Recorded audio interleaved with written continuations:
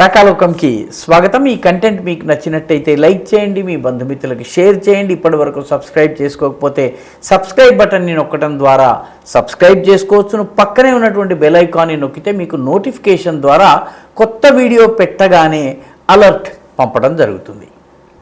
మిత్రులారా, ప్రధానమంత్రి నరేంద్ర మోదీ ఇప్పుడు విపక్షాల టార్గెట్. ఏదో ఒక రకంగా ప్రధానమంత్రి నరేంద్ర మోదీ మీద బోధ జల్లేటటువంటి ప్రయత్నం జరుగుతుంది. ఏదో ఒక గంట కోసమో ఒక రోజు కోసమో ఈ అసత్య ప్రచారం కొనసాగితే కొద్ది గంటల పాటు ఇది కన్ఫ్యూజన్ క్రియేట్ చేయగలిగినా కూడా చాలు అన్నటువంటి ఒక డెస్పరేట్ ధోరణి కనిపిస్తోంది. దీనికి తాజా ఉదాహరణ లండన్లో ఎక్కడో కోవిషీల్డ్, అంటే మనం కోవిడ్ సమయంలో తీసుకున్నటువంటి కోవిషీల్డ్, ఈ రెండు వ్యాక్సిన్స్. ఈ వ్యాక్సిన్లలో ఒకటి కోవిషీల్డ్.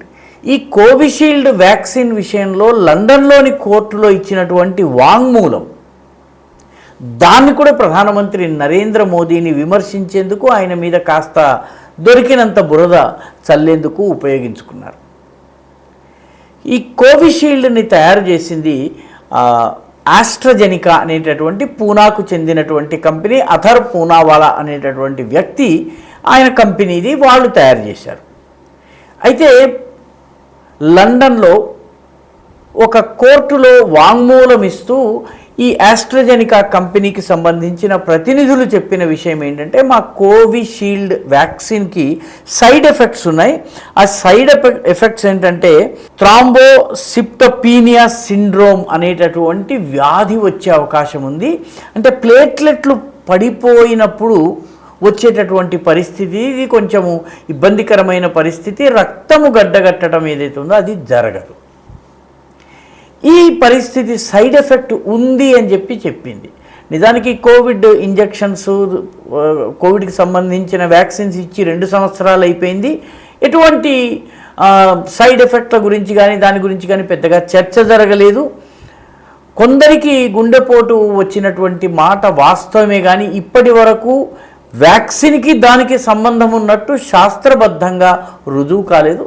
అయితే లండన్లో ఇచ్చినటువంటి వాంగ్మూలాన్ని కూడాను మోదీకి వ్యతిరేకంగా ఎలా వాడుకోవచ్చునని ఆలోచించి కొందరు వాస్తవానికి కోవిడ్ సర్టిఫికెట్ల దగ్గరికి వెళ్ళారు. కోవిడ్ సమయంలో మనకు ఆన్లైన్లో సర్టిఫికెట్ ఇచ్చారు. ఆన్లైన్లో సర్టిఫికెట్లను చూసేటప్పటికీ వాళ్ళకి సంబరం ప్రారంభమైంది. ఆన్లైన్లో ఉండేటటువంటి సర్టిఫికెట్లో ఈ కోవిడ్కి సంబంధించి వ్యాక్సిన్స్ తీసుకున్న సర్టిఫికెట్లో ప్రధానమంత్రి నరేంద్ర మోదీ ఫోటో ఉంటుంది. మనందరం కూడా తీసుకున్నప్పుడు మనకి ఈ ప్రధానమంత్రి నరేంద్ర మోదీ ఫోటోతో ఉన్న సర్టిఫికెటే ఇచ్చారు. అయితే ఇప్పుడు తాజాగా దాన్ని డౌన్లోడ్ చేసుకోవడానికి ప్రయత్నిస్తే ప్రధానమంత్రి నరేంద్ర మోదీ ఫోటో దగ్గర బ్లాంక్ ఉంది. అంటే ఫోటో దగ్గర ఒక పసుపు రంగు పూర్తిగా స్క్రీన్ ఉంది, మోదీ ఫోటో కనపడటం లేదు. దీనితోటి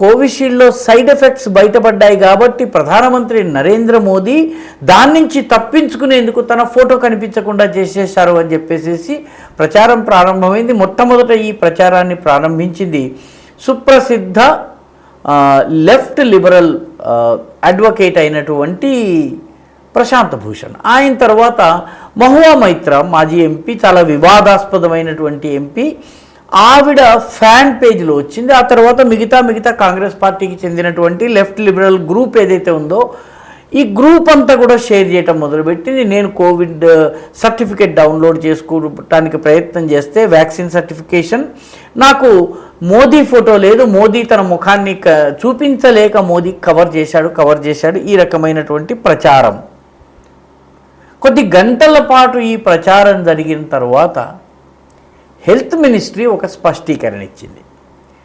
అంటే కేంద్ర ఆరోగ్య శాఖ ఇచ్చిన స్పష్టీకరణ ఏంటంటే, ఎన్నికల సమయంలో మోడల్ కోడ్ ఆఫ్ కాండక్ట్ ఏదైతే ఎన్నికల ప్రవర్తన నియమావళి ఉందో, ఈ ఎన్నికల ప్రవర్తన నియమావళి ప్రకారము ఎన్నికల్లో ఓటర్లను ప్రభావితం చేసేటటువంటి అన్నిటినీ మూసివేస్తారు. కాబట్టి అందులో భాగంగా ఈ కోవిడ్కి సంబంధించినటువంటి సర్టిఫికెట్లలో ప్రధానమంత్రి ఫోటోని బ్లాక్ చేయటం జరిగింది అని చెప్పారు. ఇది గతంలో కూడా చేశారు. 2022లో ఉత్తరప్రదేశ్, ఉత్తరాఖండ్, పంజాబ్, మణిపూర్, గోవా ఎలక్షన్స్ జరిగినప్పుడు కూడా మోదీ ఫోటోని బ్లాక్ చేయటం జరిగింది. అప్పుడు ఎవరూ పట్టించుకోలేదు. ఈసారి ఎన్నికల సమయంలో దీన్ని వాడుకోవచ్చునని ఎవరికో చాలా సారవంతమైన బుర్ర ఆలోచించి కుట్ర ప్రారంభించారు. ఎలక్షన్ కమిషన్ కూడాను ఎన్నికలు పూర్తి కాగానే మళ్ళీ ఫోటోల్ని ప్రారంభించింది. మన ఊళ్ళల్లో కూడాను రకరకాల రాజకీయ నాయకులు, ఇందిరాగాంధీ, రాజీవ్ గాంధీ, లేకపోతే బాబు జగ్జీవన్ రామ్, ఎన్టీ రామారావు, వైఎస్ రాజశేఖర్ రెడ్డి, ఇటువంటి వాళ్ళ విగ్రహాలను పూర్తిగా కవర్ చేసి ఉండటం మనం చూస్తాము. ఇదంతా ఎన్నికల కోడ్లో భాగంగా జరుగుతుంది. కాబట్టి ఫోటో కూడా అలాగే తీయడం జరిగింది. కానీ దీనిని ఉపయోగించి కొద్ది గంటల పాటైనా సరే ఈ స్పష్టీకరణ వచ్చేంత వరకు చెంబుతో దొరికితే చెంబుతో, గ్లాస్తో దొరికితే గ్లాస్లో కాస్త లాభం పొందుదామన్నటువంటి ఒక ప్రయత్నం జరిగింది. కుట్రపూరితమైనటువంటి ప్రయత్నం జరిగింది.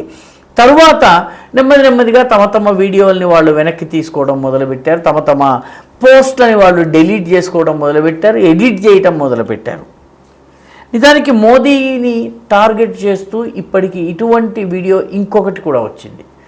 ఆయన కన్నడ ప్రజలందరినీ కూడాను పాపులు అన్నారని చెప్పేసి ఒక వీడియో వచ్చింది.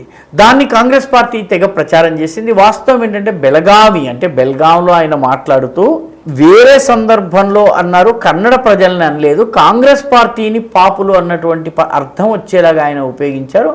పాప పాలన ఉంది కాబట్టి కర్ణాటక ప్రజలు కష్టపడుతున్నారు అన్నటువంటి అర్థం వచ్చే వ్యాఖ్యను చేస్తే మొత్తం కర్ణాటకనే పాపులు, కన్నడ ప్రజలందరినీ పాపులు అని చూపించేటటువంటి ప్రయత్నం చేశారు. 32 నిమిషాల స్పీచ్ నుంచి దీన్ని తీసి దాన్ని కాస్త ఎడిట్ చేసి కాస్త అటుది అటు చేసి ఈ ఫేక్ వీడియోని తీసుకొచ్చారు. అయితే ఇటువంటి ఫేక్ వీడియోలు వచ్చిన తర్వాత